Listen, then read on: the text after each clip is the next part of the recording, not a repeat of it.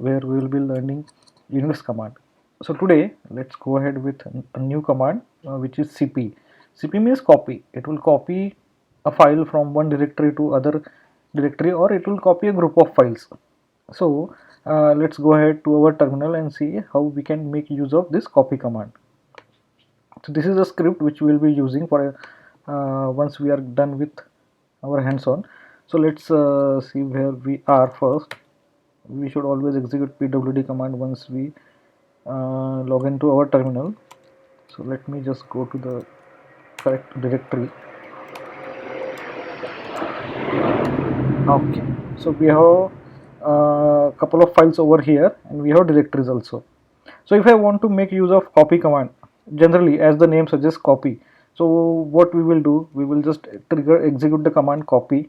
So I'm onto this directory, so I will directly use the file name, copy this file, copy, and then I want to place this file in this directory. So just a minute, let me put a space and let me add the complete directory path.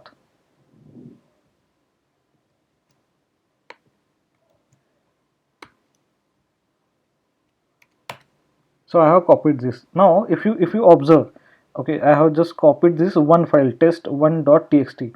so here it is. Okay, now we will go to directory 1 and here I will do ls-l.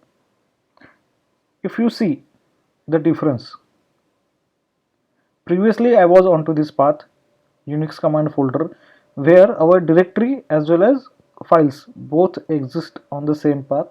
Then I executed copy command. I copied only one file from the available directory to the new directory, directory 1. Now if I execute ls-l, you will see the date is showing as today's date, January 10th, and the time when I executed this command and copied the file.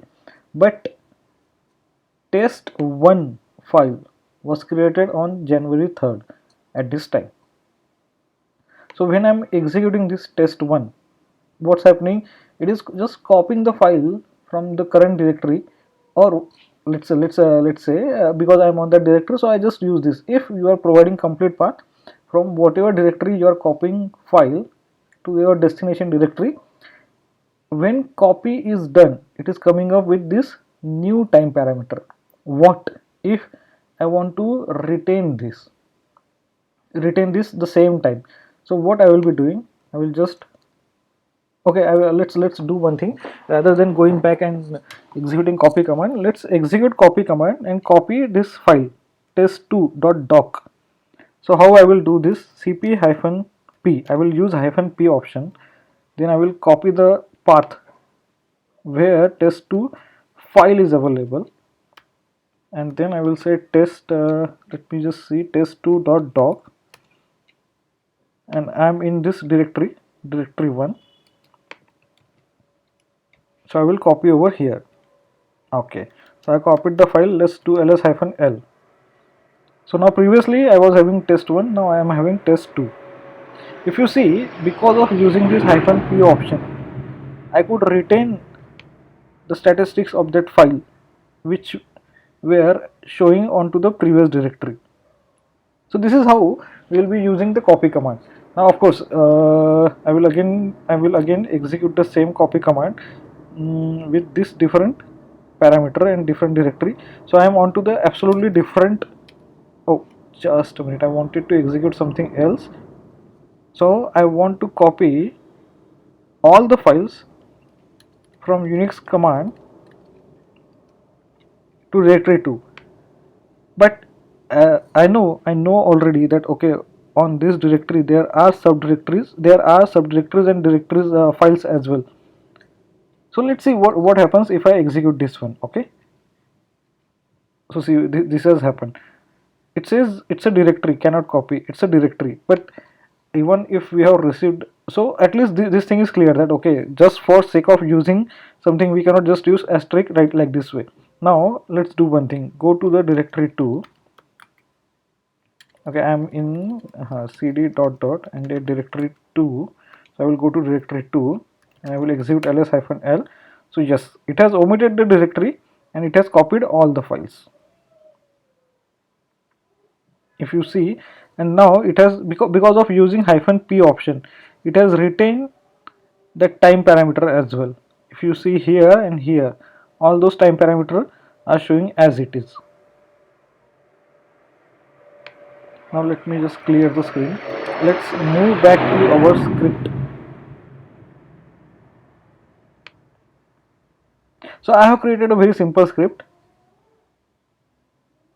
I have used the previous one only. Only thing is that my intention is to show you, if we have to use copy command in a script, this is how we are going to use. Now in this script I made few changes, so I will explain you those changes also. Now you guys should be used to this date command, so I'm just printing. Okay, this is how we are going to print the date. If you want to modify, you can modify in different way also. You can put this date first, m in the middle, y in the last. The way you want to use it, you are free to use that one. So let's move on to the previous script, second script, and compare this. So if you have observed, while declaring variable and assigning values to them, I didn't put the last slash like this way, which I am supposed to do it, because previously in the script I have done all these things like this way. So there are some instances where I have seen the scripts where the old developers didn't use that one. In fact, they have used that slash over here in the command execution. So here, if you see, I have given this slash. Here I have given this slash. But you have to always keep in mind, this is a very means if you can go ahead and do the scripting like this way. If you want, you can go ahead and do the scripting like this way. Only thing is that always make sure when you are changing the way of scripting, you are correctly assigning the values, as well as you are testing the script in quality environment, as well as you are checking all these things. So if you are using some notepad plus plus or this Visual Studio, at least do like this way. Always double click on that variable, so that variable will get highlighted wherever you have used that variable. Again, do like this way. So sometimes what happens while doing scripting, we may miss to change the variable and this one remains as it is. So because of this, I will come to know, okay, I have used the same variable again and I should not do that mistake. So let's go ahead and try to execute this one. Now I haven't checked all these things. Let me check. Let me first check where I am. I'm on, okay, I'm on directory 2. So I will just move out of this and I have to go to users, shared, practice, and okay, one more time, and let me check all these directories. So directory 4 is not having anything.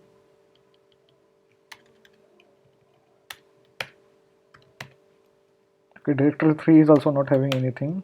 Directory 2 is also not having anything. Let's check directory 1. Is it okay? It has having 2 files.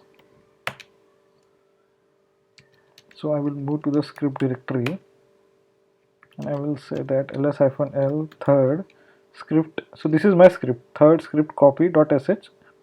So before execution, I will just check, is it having all the permissions? No, it is not having execute permission. Intentionally I didn't provide execute permission. I just wanted to show you, if you are not providing execute permission, there is another way to trigger a script. So this is the way. I will write sh, okay, there is a spelling, and then like this way provide the script name and then execute the same.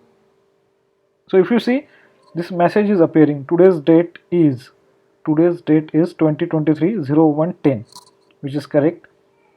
After that, okay, we are having one error. So why this error? Because of course on directory 3 there are no files, so which is correct. But in the meanwhile, first we will go and we will check if this command got executed. Let's check directory 2, ls-l. Then let's check directory 1, ls-l. Yes, the correct file got copied. Now let's go back and create few files on path 3. So we have to go to directory 3. Now as I have specifically given the file name, so what I will do, I will create test1 11.txt and I will create test1 test1.txt. I will see where I am. I have this two file and then I will trigger the script. As I have already executed this command, so I will just hash out this command so that this command won't execute. And now I will trigger this script again. Oh, okay, I'm on wrong directory. Now we have to check this output, so we have to be here only. Yep, so I think it got copied. Now we will again go back to directory 4 ls-l. Yes, so if you see on directory 3 we were having two files, test1.txt, test11.txt, but we wanted to copy only one file. So this is the way to copy only one file from one source path to the second destination path.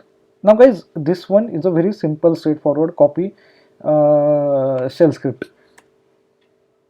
This kind of simple script won't be there in production environment. This is for your understanding purpose. This is how you have to use copy command. Now once we start under learning loops, that time we won't be using file names like this way.